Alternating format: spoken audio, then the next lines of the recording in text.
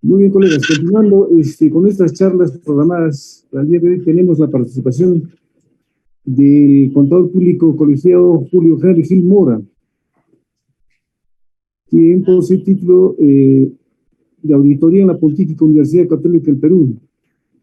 También tiene un posgrado en peritaje contable en la Universidad Nacional de San Antonio del Cusco. Auditor independiente, miembro de la Sociedad de Auditoría Corporación Concha Gamarra, Gil Contadores Asociados. Paz presidente de la Junta de Decanos del Colegio de Contadores del Perú.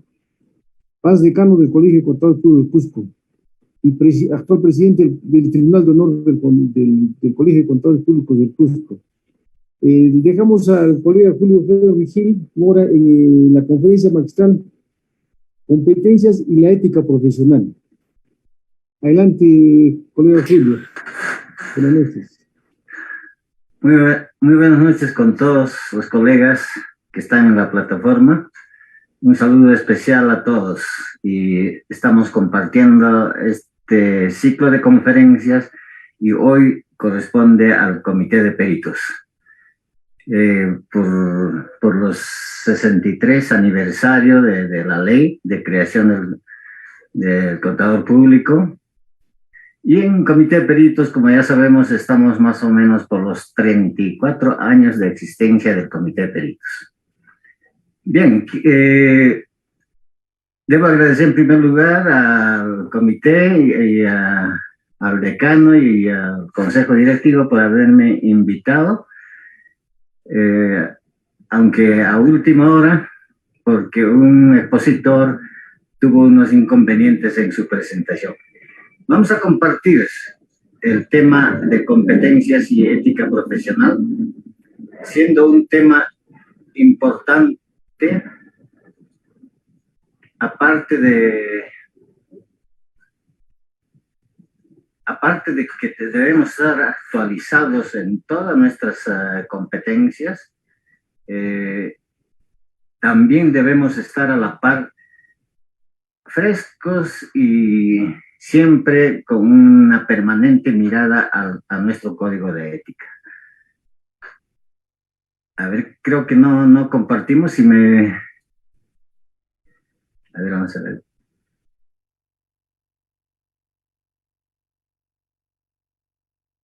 Ya. Se ve la diapositiva, ¿no? Si me confirman. Sí, se ve perfectamente. Adelante, colegas. Ok. Entonces, quiero compartir algunos aspectos fundamentales de las competencias profesionales del contador público y el código de ética. Esta noche vamos a tocar la siguiente agenda. Primero las competencias profesionales, después veremos algunas definiciones muy rápidamente y los principios fundamentales de la ética, qué amenazas hay y qué salvaguardas podemos implementar. Las infracciones y sanciones, aplicaciones en otros códigos y algunas reflexiones finales. Vamos a empezar las competencias profesionales. Esto ya lo sabemos todos.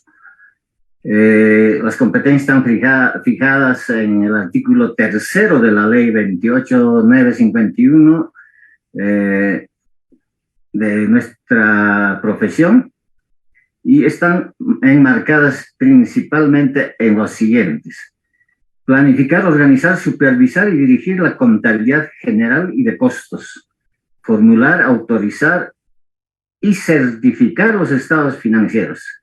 Yo le puse entre paréntesis, dar fe de estados financieros. Acá quiero recalcar es que nosotros damos fe de los estados financieros y de toda información que damos a nuestros clientes. Quizá las dos únicas profesiones que dan fe es el notario público y el contador público. No hay ingeniero público, no hay arquitecto público, sino nosotros damos fe. Si bien es cierto, nuestros estados financieros podemos elaborar con asistentes, con un equipo, pero es el contador el que suscribe, certifica la veracidad de los estados financieros. Evaluar, asesorar y realizar consultorías en sistemas de contabilidad computarizada y de control. Realizar auditoría financiera es una competencia nuestra, es una especialidad del contador público. Tributaria, exámenes especiales y otros inherentes a la profesión. Y en lo que respecta a nosotros es efectuar el peritaje contable en procesos judiciales, administrativos y extrajudiciales. Esta es otra especialidad importante del contador público. Certificar el registro literal de la documentación, incluyendo las partidas, asientos contables, libros y registros de personas naturales y jurídicas. Formular valuaciones y tasaciones de naturaleza contable. Ejercer la docencia en diversas especialidades y niveles educativos. Ejercer investigación científica sobre materias relacionadas a la contabilidad y a su ejercicio profesional. Esas son las competencias así bien fijadas por el artículo 3º de nuestra ley. Vamos a ir entrando a lo que es ética profesional. Pero yo siempre al conversar sobre ética profesional veo primero lo que es la corrupción. Y acá les muestro una situación actual de escándalos financieros. En otros sitios se les llaman crímenes financieros a la corrupción. Ahí vemos, por ejemplo, los grandes escándalos financieros a nivel mundial, la de Arthur Andersen, WorldCom, el escándalo de Wirecard, Odebrecht, que es el más conocido en nuestro país y también en Sudamérica. Hemos visto los escándalos de las canastas por las municipalidades. En plena pandemia hemos tenido corrupción en los municipios, en los gobiernos regionales, y otros escándalos de corrupción que vemos a diario.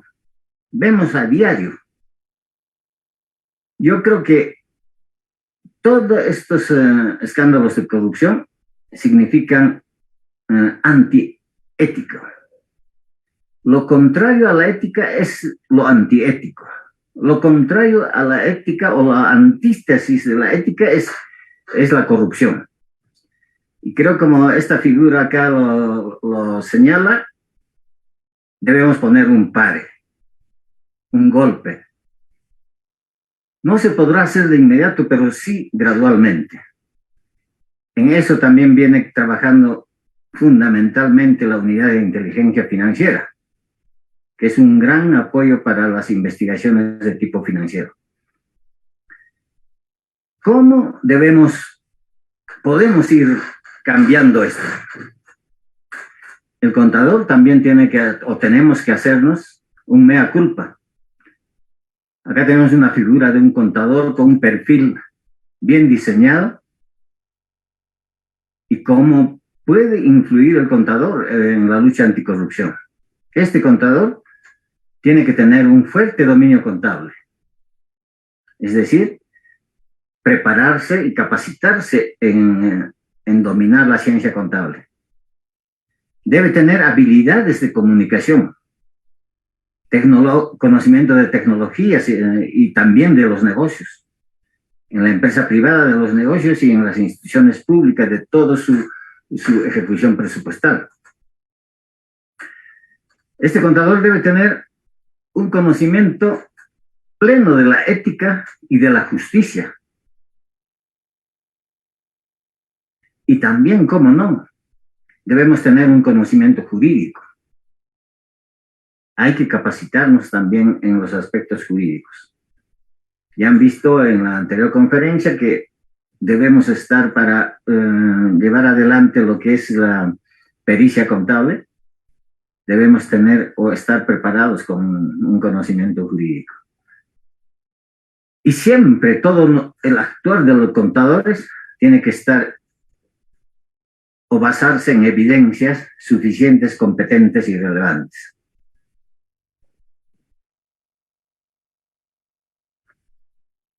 Hemos visto la parte de la corrupción. ¿Cómo podemos nosotros coadyuvar a disminuir, por lo menos, a luchar contra la corrupción? Pero ahora vemos, y en esto tenemos que hacernos un mea culpa, ¿Cómo se detectan los fraudes? ¿Cómo se detectan? Esta es una estadística actualizada.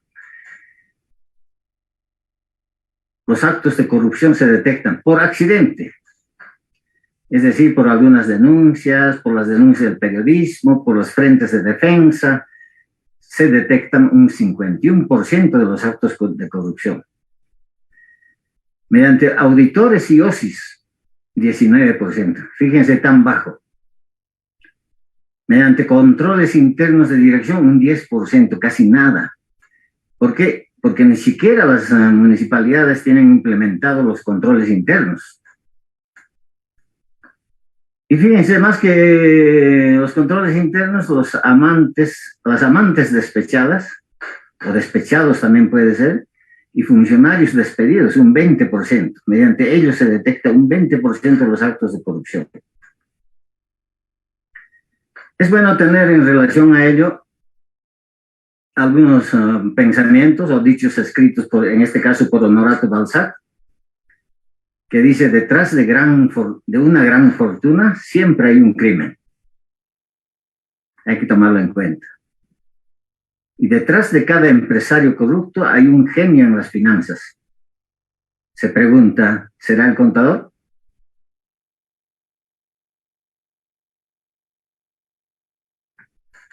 Vamos a hablar sobre la actitud profesional del contador público. Hemos hablado de crímenes financieros, de corrupción que están a la orden del día. Cuando hay corrupción, generalmente en los noticieros, pues se dice, se hace una pregunta: ¿qué profesión es la llamada a evitarlos? Nosotros debemos respondernos. Sin lugar a dudas, corresponde a los contadores públicos prever y luchar contra este tipo de crímenes. ¿Por qué? Porque felizmente nuestra profesión tiene una amplia gama de ocupación, con diferentes especialidades. Un contador puede ser gerente, un contador puede ser gerente administrativo, un contador puede ser contador propiamente dicho, puede ser auditor, es jefe de planeamiento, puede ser jefe de tesorería, jefe de logística, y en todos los campos. Y si es así, toda la documentación puede pasar por las manos del contador. Y si el contador se pone fuerte, no dejaría pasar ningún acto de corrupción. Pero por supuesto, para ello tiene que tener un perfil bien formado. En los Estados Unidos, por los años 2000, se detectaron, mediante los escándalos financieros, mucha corrupción. ¿Pero qué hicieron? De inmediato crearon 500 nuevas plazas, con lo que habíamos dicho antes, principalmente plazas requiriendo principalmente un fuerte dominio contable, de personas que tengan fuerte dominio contable, es decir, un contador, habilidades de comunicación y competencia en aspectos éticos y de justicia. Fíjense cómo está relacionado, ética y justicia. Es por ello, en nuestra profesión, nuestra Federación Internacional, la IFAC, al igual que la globalización de la economía, así como se han globalizado las normas de contabilidad, las NIF, las NIA, las NIF, se ha acordado universalizar también el Código de Ética Profesional, cuya misión es servir al interés público. Fíjense esta palabrita, interés público. Nadie es profesional para sí mismo, ni para enriquecerse, sino es una profesión que sirve al interés público, sirve a los clientes, sirve a los demás. Así como repetimos de que las normas internacionales se han universalizado, porque antes había las NIC, las NIA, había para Europa, había para Inglaterra, había para Estados Unidos, para Centroamérica, y para Sudamérica eran otras. Ahora se ha universalizado. En ese mismo sentido, también el Código de Ética se está implementando la misma a nivel mundial. Vamos a entrar muy rápidamente a algunas definiciones. Y principalmente acá hay definiciones de ética profesional, de ontología profesional, código de ética, pero vamos a ver lo que es el código de ética del contador público. ¿Qué es el código? Está destinado a servir como una norma de conducta a los profesionales de la contabilidad. Norma de conducta para los profesionales de la contabilidad. Como profesión de formación científica y humanista, fíjense, esa es la profesión científica y humanista. Debe orientar su práctica profesional a la función social que desempeña, promoviendo las condiciones para el progreso económico y bienestar de la sociedad. Fíjense, bienestar de la sociedad. La misión fundamental es servir al interés público o el bien común. Esa es la misión del profesional contable y que está recogiendo el código de ética. ¿Cómo está constituido el código de ética? Ahora no vamos a hablar de todo el código de ética, que tiene más o menos 250 o 350 postulados. Y solamente vamos a ver algunos aspectos fundamentales, pero les quiero decir su estructura del nuevo código de ética. Una parte A es la aplicación general del código, tiene 6 secciones. Una parte B es para profesionales de la contabilidad en ejercicio independiente, tiene 11 secciones. Una parte C, los profesionales de la contabilidad en la empresa, o sea, para el ejercicio dependiente, 6 secciones. Principios fundamentales. Este es lo básico del código de ética. Esto les recomiendo que debemos tenerlo siempre presente. Son 5 principios fundamentales que debemos recordarlo en cada momento de nuestra actividad profesional, sea en la actividad independiente o sea en la actividad dependiente. La integridad. El contador está obligado a ser franco, justo y honesto. Fíjense, el contador está obligado a ser franco, justo y honesto en todas sus relaciones profesionales y empresariales. Probo e intachable. Probo e intachable. Eso significa este principio fundamental que es la integridad, ser íntegros. El profesional contador público debe ser íntegro. Objetividad. Otro principio fundamental. No permitir que prejuicios, conflictos de intereses o influencia indebida de terceros prevalezcan sobre los juicios profesionales o empresariales. Actuar siempre con independencia de criterio. O sea, el conocimiento contable no puede ser desviado por prejuicios o conflictos de intereses. Ser objetivos. Competencia y diligencia profesional, otro principio fundamental. ¿Esto qué significa? Significa mantener el conocimiento y la aptitud profesional a nivel necesario para asegurar que el cliente o la entidad para la que trabaja reciba un servicio profesional completamente basado en los últimos avances de la práctica, las leyes y de conformidad a las normas técnicas y profesionales. Es decir, estar siempre preparados, actualizados. Felizmente ahora tenemos una amplia gama de oferta de capacitación y esto es mucho más fácil. Confidencialidad. Otro principio fundamental que significa respetar la confidencialidad de la información obtenida como resultado de las relaciones profesionales y empresariales. No revelar dicha información a terceros sin autorización. El secreto profesional del que hablamos, ¿no? Pero hay un salvo. Acá lo he subrayado y dice, salvo que exista obligación legal para revelarla. ¿Cuándo es esa obligación legal para revelarla? Es por mandato judicial. Uno es por mandato judicial. Y el otro que hace 2 años se ha implementado que el contador y el abogado se le ha incluido como obligados a informar sobre operaciones sospechosas. Se nos ha incluido, y fíjense, eso está yendo contra el secreto profesional, pero la ley nos está obligando también a que podamos informar de las operaciones sospechosas de las empresas en las que ustedes llevan la contabilidad. Comportamiento profesional, otro aspecto, otro principio fundamental que es muy importante. Cumplir con las disposiciones legales y reglamentarias y evitar cualquier actuación que pueda desacreditar la profesión. Cuando un contador comete alguna infracción o algún delito, está incluyendo o desacreditando a toda la profesión. Porque ya no dicen tal persona cometió, así son los contadores, generalmente se generaliza. Esos son los principios fundamentales. Voy a avanzar un poco porque la anterior exposición se alargó mucho. Ahora vamos a ver las amenazas y las salvaguardas. ¿Qué amenazas tenemos para infringir el código de ética?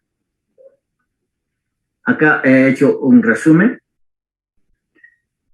Una circunstancia puede originar más de una amenaza, o sea, un hecho puede originar más de una amenaza y una amenaza puede afectar un principio fundamental. Y si infringimos el principio fundamental, estamos cometiendo una falta ética. La amenaza del interés propio. ¿Qué significa? Que el profesional contable puede tener un interés económico en una empresa u otros que influyan en su juicio profesional. Lo que habíamos hablado, no intereses extraños no deben influir en nuestro juicio profesional. Amenaza de autorrevisión. Yo le he puesto acá juez y parte. ¿Cuándo se ocurre esta amenaza? Autorrevisión. Es cuando actuamos como juez y como parte. Esto ocurre generalmente colegas que hacen a veces auditoría al mismo tiempo o hacen con el nombre de revisión contable de una contabilidad que ellos están llevando. Igualmente un auditor cuando quiere hacer una auditoría a una empresa que él había sido hace un año, hace 6 meses, contador de esa empresa. Entonces, esa es una amenaza de autorrevisión. Amenaza de abogacía, mediación, intermediación, con la que se compromete la objetividad del profesional contable. Amenaza de familiaridad, relación prolongada con los clientes o estrecha con los clientes.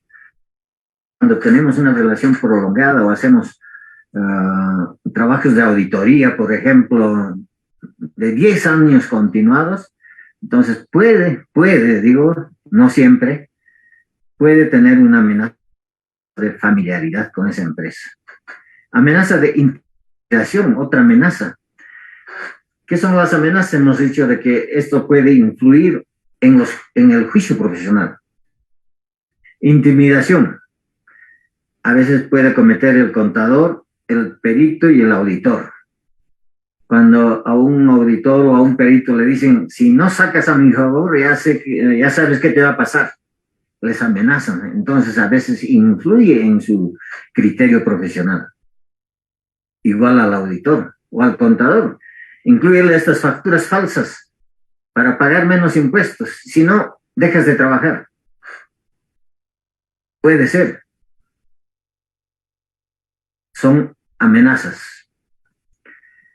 Pero para combatir las amenazas también hay salvaguardas que pueden mitigar o eliminar las amenazas. ¿Qué son las salvaguardas? Son actuaciones u otras medidas que pueden eliminar o reducir amenazas. Una puede ser instituidas por la profesión o disposiciones legales y reglamentarias vigentes.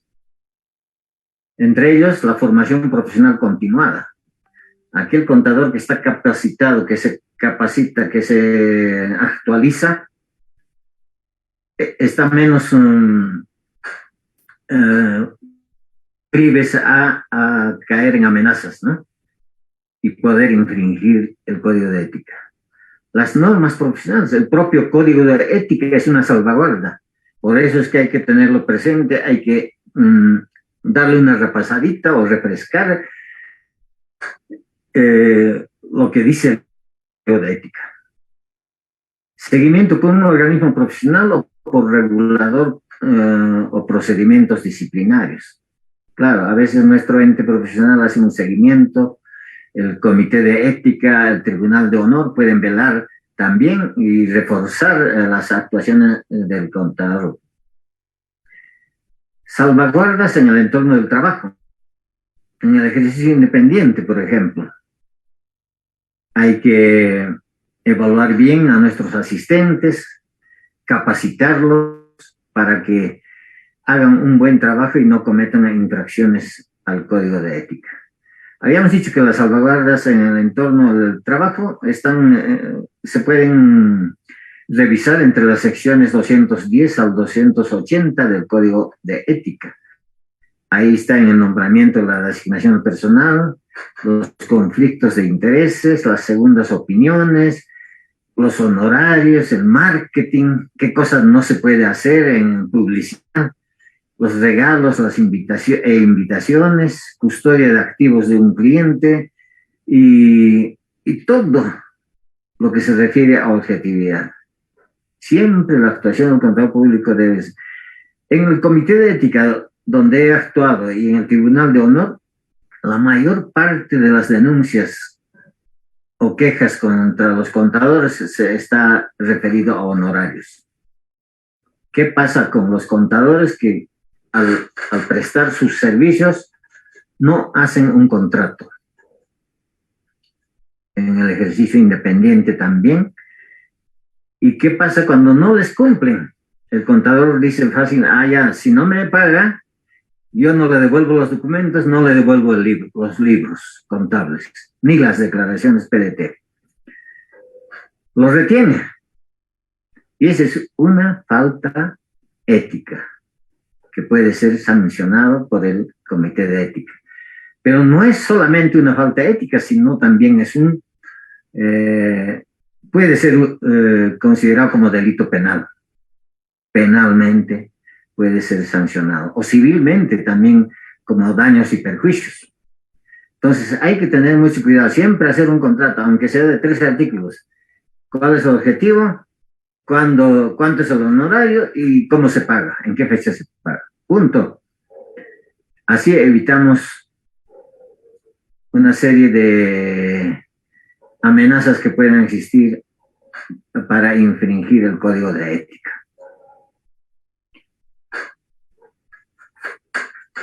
Este código de ética, lo que hemos revisado, los principios fundamentales, ¿cómo se aplican también en otros códigos? Vamos a verlo en el código de ética del auditor gubernamental, por ejemplo. Está basado casi en los 5 principios fundamentales. La actitud de servicio, vocación de servicio, calidad de servicio. ¿Qué significa la calidad de servicio? Que debe tener entrenamiento, actualización y competencia profesional. Receptivo a las observaciones y sugerencias, cumplir las responsabilidades. Compromiso con el país, salvaguardar el interés del país. Fíjense, habíamos hablado del interés público, acá dice salvaguardar el interés del país. Cordialidad, cuidado y esmero profesional, juicio profesional, fíjense, y para tener un buen juicio profesional debe estar debidamente actualizado y capacitado.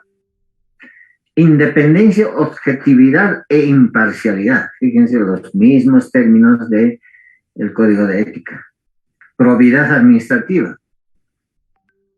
reserva y confidencialidad, tecnicismo, vocación por la verdad y por la transparencia, ser honesto, claro y verdadero, ¿no? ¿Qué dice el Código de Ética de la Función Pública? También recoge los mismos. ¿Qué principios? Respeto, probidad, eficiencia, idoneidad, veracidad, lealtad y dedicación, justicia y equidad, lealtad al Estado de Derecho. ¿Qué deberes tiene el funcionario público?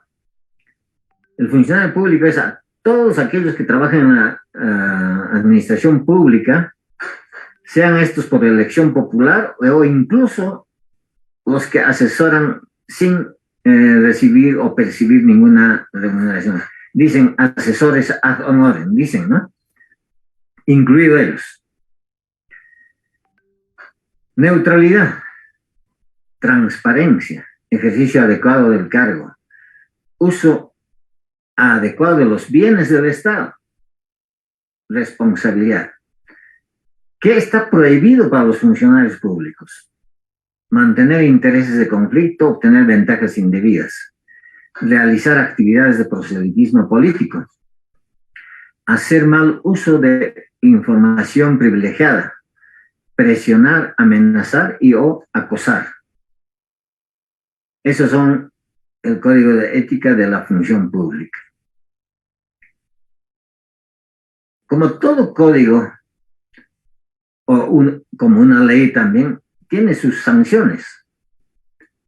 ¿Cómo es que se comete una infracción? Ya hemos visto los principios fundamentales y cuando se infringen los principios fundamentales, se comete una infracción. ¿Y cuáles son en resumen esas infracciones, los más principales? El contador que encubra un hecho importante a sabiendas que es necesario dejar en forma expresa su opinión para que induzca a conclusiones erradas. Fíjense, encubra un hecho a sabiendas que es necesario dejar en forma expresa su opinión. O sea, algo que no incluya un informe en un dictamen o en los estados financieros, ¿no? El que deje de expresar cualquier dato importante en los estados financieros y o en sus informes, del cual tenga conocimiento. Pero el contador, para firmar un estado financiero, debe tener conocimiento. Debe revisar lo que hacen los asistentes, los auxiliares. Entonces, siempre debe tomar conocimiento. El que incurra en negligencia al emitir un informe correspondiente a su trabajo, sin haber observado las normas técnicas y procedimientos de contabilidad o auditoría, exigidos en las circunstancias para respaldar su trabajo. Profesional sobre el asunto encomendado expresa una opinión cuando las limitaciones al alcance de su trabajo son de tal naturaleza que le limiten emitir una opinión. Sin embargo, los emite. Entonces, hay que tener mucho cuidado. Acá está hablando también de actualización y capacitación. El que no revele, siendo de su conocimiento, sobre cualquier desviación sustancial de los principios, normas y procedimientos que regulan el ejercicio de la profesión, o de cualquier omisión importante aplicable a las circunstancias. También se está viendo a las normas y principios, ¿no? El que induzca a falsear los estados financieros y cualquier otra información de su competencia. Fíjense, falsear. Esto ya vamos a verlo, hay una norma muy actualizada de junio que está incluyendo como delito penal. Ya estaba, pero ahora lo está aclarando y hay una disposición transitoria que se va a incluir en el Código de Ética. Esas serían las infracciones. Esto de falsear estados financieros también hay que tener mucho cuidado, principalmente los contadores que recién empiezan, que a veces les hacen firmar estados financieros para obtener créditos sin haber verificado el patrimonio y los documentos que la sustentan. ¿Y cuáles son las sanciones? Mediante nuestro Código de Ética existen las siguientes sanciones. según la gravedad de la falta cometida por el contador público. La sanción podrá consistir en, por supuesto, es de forma gradual. Hay una tarjeta amarilla, tarjeta roja. Está diseñado como en primera la escala: amonestación verbal, amonestación escrita, suspensión temporal en el ejercicio de la profesión entre 1 y 24 meses. De acuerdo a la gravedad, entre 1 y 24 meses, hasta 2 años suspensión temporal del ejercicio de la profesión. Y la última es la expulsión y cancelación definitiva de la matrícula en el registro respectivo del Colegio de Contadores Públicos. En este aspecto, hoy todas las sanciones que se dan se publican o deben publicarse en la revista o de acuerdo a la gravedad en el diario judicial y son informados a la Junta de Decanos. Antes, hace años, no se informaba a la Junta de Decanos. Y cuando había una suspensión en el Cusco o una expulsión en el Cusco, se iban a Bancay y se matriculaban y les aceptaban con una colegiatura en ese colegio. Ahora ya no. Se pasa a la Junta de Decanos y la Junta de Decanos informa a nivel nacional y ya no puede. Y no valdría la pena haber estudiado tanto para perder o hacerse expulsar y la cancelación definitiva de la matrícula. Y ustedes saben, sin colegiatura no se puede ejercer la profesión. Es un delito penal del ejercicio ilegal de la profesión. Hemos visto las sanciones. ¿Qué órganos institucionales son los encargados de administrar justicia en el colegio? Los órganos institucionales encargados de velar por el cumplimiento de las normas del Código de Ética son el Comité de Ética Profesional en primera instancia, el Tribunal de Honor en segunda instancia, y el Consejo Directivo es la que aplica las sanciones o da a conocer las sanciones que emiten el Comité de Ética y el Tribunal de Honor. El Consejo Directivo no administra justicia, son el Comité de Ética y el Tribunal de Honor. Y el Consejo Directivo se encarga de aplicarlas. Esos son los órganos. Hay una doble instancia. Si no está de acuerdo o no han tomado debida nota de sus descargos el Comité de Ética, puede acudir al Tribunal de Honor. En el colegio también se aplica la doble instancia, el debido proceso y el derecho a la defensa.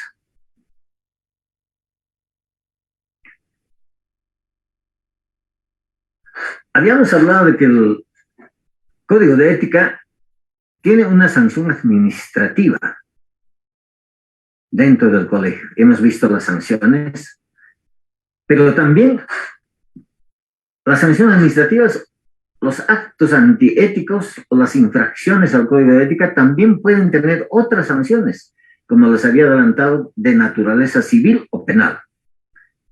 Solamente quiero mencionar, para que tomen en cuenta, no es para asustarlos, pero sí hay que conocer que aparte de las sanciones administrativas mediante el Código de Ética, es aplicable sanciones civiles y penales, como las siguientes. El artículo 198 del Código Procesal Penal, fraude en la administración de personas jurídicas. Podemos ser inmersos en este delito, fraude en la administración de personas jurídicas. El artículo 247, información falsa para obtener créditos. El decreto legislativo 813, delitos tributarios. Cuando se falsea una información, se aumenta los gastos, se reducen los ingresos. La ley 30.506, la que les hablaba, han incluido al contador y a los abogados como obligados a informar a la UIF sobre operaciones sospechosas en las empresas en que se lleva una contabilidad. La ley 31.501, muy reciente, El título es Ley que fortalece la lucha contra la administración fraudulenta, la contabilidad paralela y el cohecho internacional. Esta misma ley está diciendo en su disposición transitoria que se modifique el artículo 10 de la Ley de Contador Público, en la que se incluya estos delitos y se sancionen también administrativamente estos delitos. Delitos contra la función jurisdiccional, generalmente los auditores y los peritos. Cuando les pide información un juez y no la entregan, está cometiendo el delito contra la función jurisdiccional. Denegación y retardo a la justicia también pueden ser tanto el contador, el perito y el auditor. Retardo a la justicia. Cuando le piden una información, el perito cuando está obligado a presentar un informe pericial y no lo ejecuta dentro de los plazos o no cumple, puede ser sancionado o denunciado por denegación y retardo a la justicia. Y en materia civil también por daños y perjuicios. Un cliente que dice que un contador ha generado una multa con SUNAT y está provocando perjuicio a la empresa, quizá por desconocimiento, quizá por negligencia. Entonces lo denuncia al contador por daños y perjuicios. Hay que tomar en consideración todos esos que son adicionales a la sanción administrativa. Finalmente, colegas, para no cansarlos, quiero dejarles algunas reflexiones que están relacionadas a la ética profesional, a la moral y básicamente a la ética profesional. Esto dice una fracción de nuestro himno. La información exacta a todos se dirá. Si alguien no la dijera, lo lamentará. El himno al contador público. Mayor transparencia e información relevante en el informe de auditoría y el compromiso ético. Fíjense que estamos incluyendo y modificando las normas incluso de auditoría, la NIA 701. Transparencia en la información relevante del informe de auditoría y el compromiso ético. La corrupción se lleva por lo menos el 6% del presupuesto nacional y no hay corrupción grande o pequeña. Por más pequeña que sea, esta será siempre corrupción. ¿Cuánto significa en el Perú el 6% del presupuesto nacional? Aproximadamente el año anterior son 24.000 millones que la corrupción se lleva del erario nacional. Este es un dicho del poeta José Ingenieros. La vida es una lucha incesante para los caracteres firmes, pues los intereses creados reclaman complicidad en la rutina común. No puede resistir quien teme ceder. Fíjense, importante.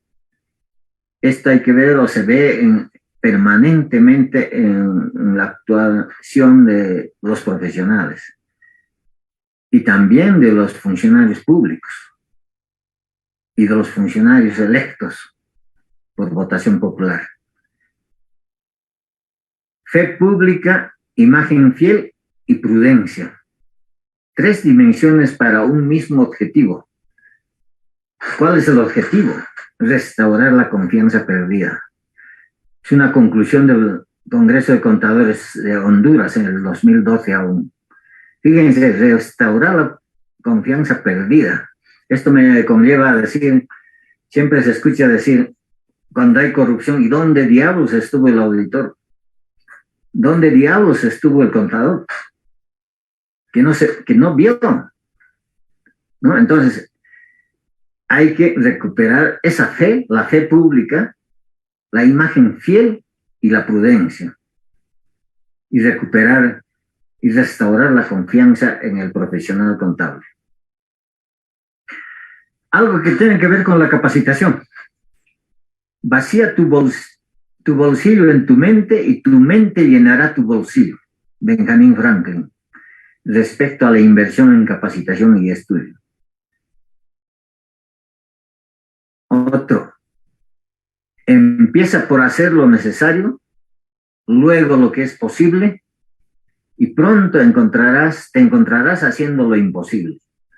Son retos permanentes.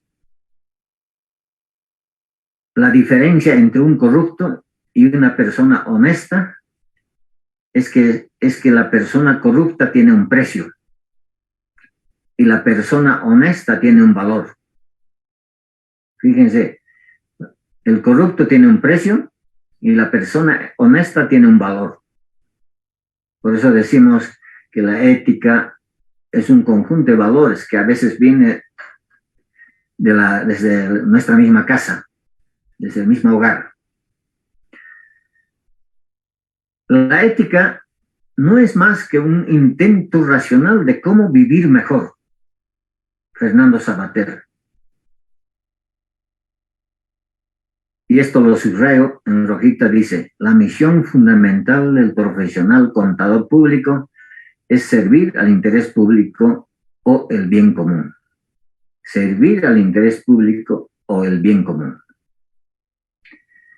Ya para concluir, les dejo esta imagen de un contador público bien formado, capacitado y con una independencia de criterio que puede aplicar todos sus conocimientos científicos. Y para ello, como hemos visto, tendrá como salvaguarda un escudo bien formado que no permita que las amenazas para infringir el código de ética sean vulnerados. Muchísimas gracias.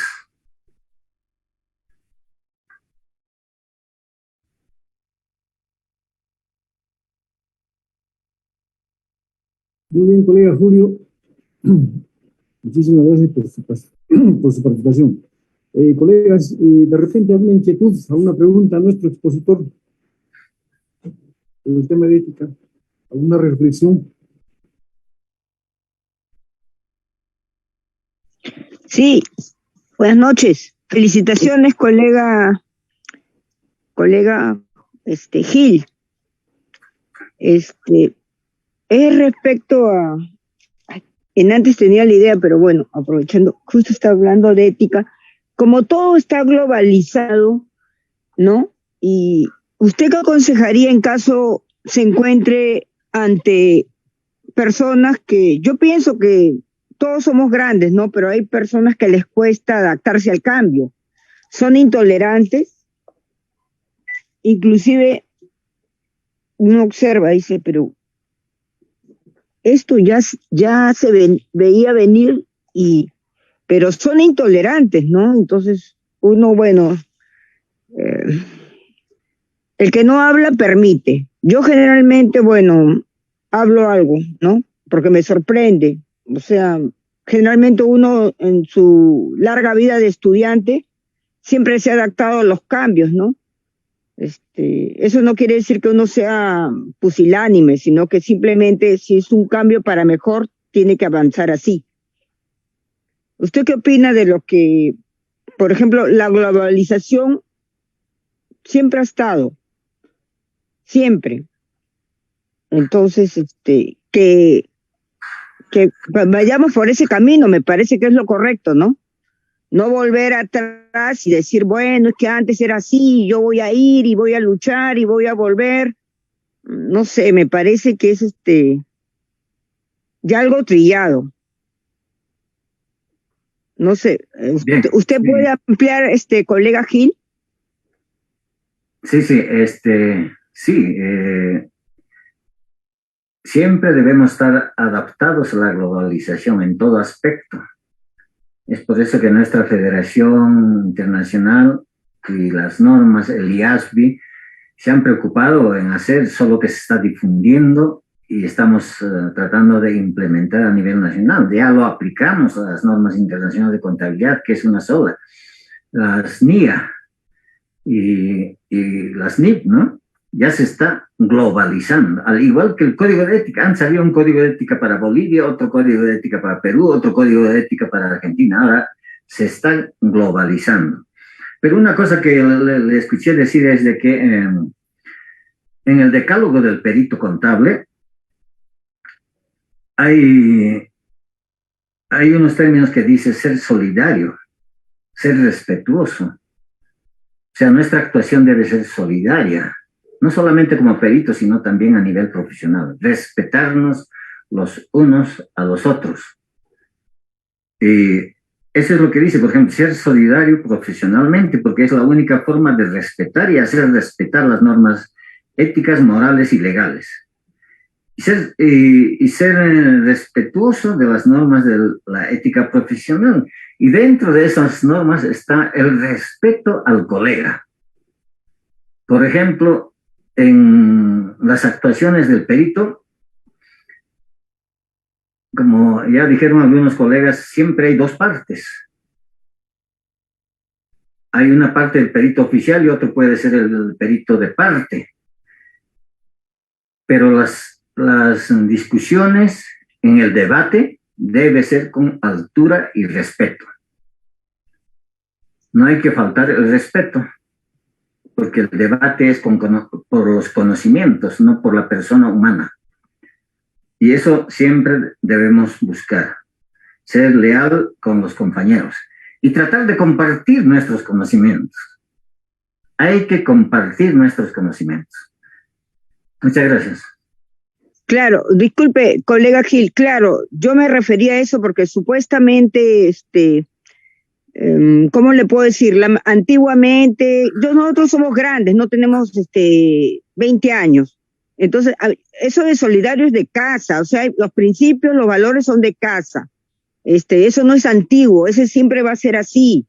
Sino que yo me refiero, por ejemplo, si hay un cambio y ven una señorita, el hecho que soy una señorita, yo digo, si yo soy mayor que la señorita, al contrario, la respeto, porque ¿cómo voy a pedir que me respete esa señorita, la juventud, si yo no la respeto?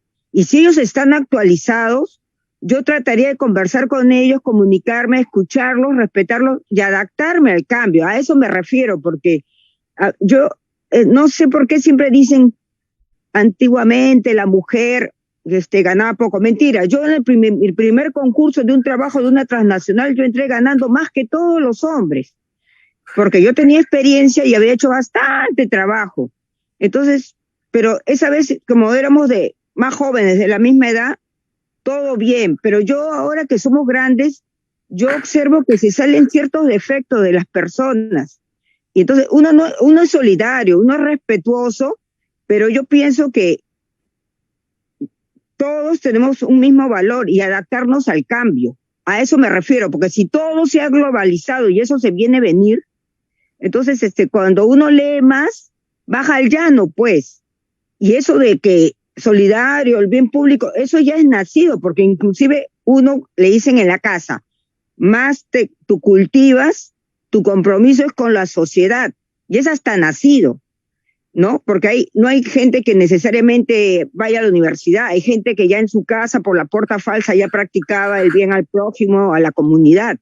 Entonces son acciones y actitudes, a eso me refiero, ¿no? Correcto. Y otra pregunta que tengo antes que se me vaya es de que, dígame, porque usted está con lo globalizado, ha leído, está con la ética, y sé que usted es leído.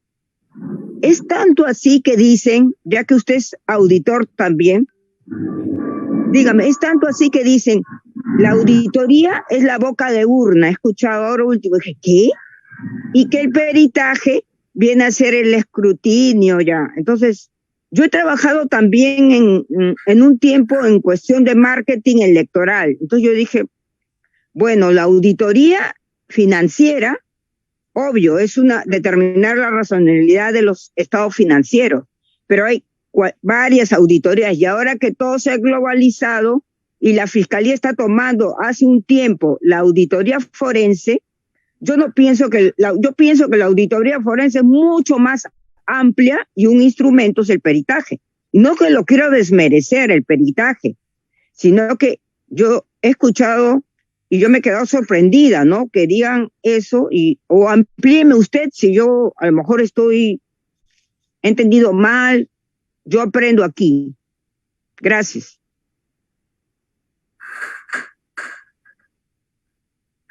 Bien, sí, efectivamente la auditoría forense es más amplio y el peritaje es el resultado de los puntos solicitados por el fiscal o por el juez, específicamente referidos a los puntos a peritar.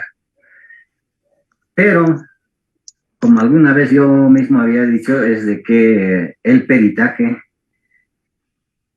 es un nivel mayor porque puede, digamos, confirmar o contradecir a una auditoría.